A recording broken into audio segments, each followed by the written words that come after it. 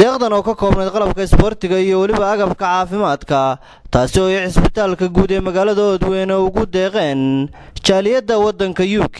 munaasabad loo sameeyay wareejinta agabka oo maanta ka dhacday magaalada oodweyne ayay ka soo qayb galeen maamulka gobolka ka degmada isuduwayaasha caafimaadka iyo ciyaaraha saado faarax bulbul oo ka wakiil ahayd jaaliyadda UK iyo waliba marti sharaf kale oo tiro badan waxaana ugu horeyn halkaasi hadallo mahadcelin ka soo jeediyay madaxa caafimaadka gobolka daadmareer Dr. Ibrahim Jaamac Kaahin isuduwaha wasaaradda ciyaaraha iyo dhalinyarada ee gobolka daadmareer Khalid Axmed Xaaji waxayna ku dheeraadeen agabkan iyo waxtarka uu leeyahay bulshada iyagoo u mahad celiyay qurbo joogtii ugu soo deeqday agaasimaha cisbitaalka guud ee magaalada oodweyne Maxamed Cumar Awdaahir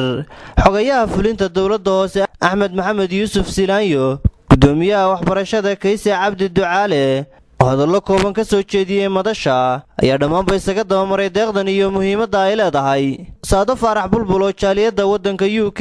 uga wakiil ahayd deeqdan ayaa iyaduna dhankeeda ka warbixisay deeqdan isla markaana jaaliyadaha dalalka kale ugu baaqday inay sidaasi si lamid ah uga qayb qaataan horumarinta iyo taakulaynta waddankooda maayirka degmada oodweyne Cabdixakiin Nuur Muuse iyo badhasaabka gobolka daadmareer Jamaal Xuseen Urre oo gabagabadii hadalka soo xidhay ayaa waxay yidhaahdeen waxaan noo farxada maanta runtii wasaaradda dhalinyarada ciyaaraha iyo wasaaradda caafimaadka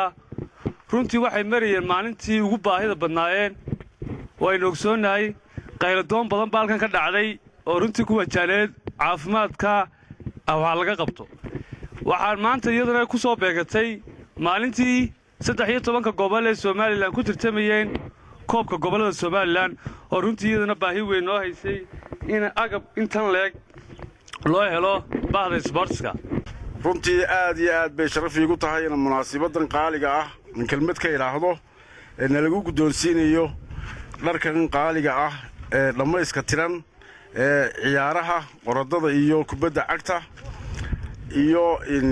furshaantan iyo in gogashoodii oo dhamaystiran oo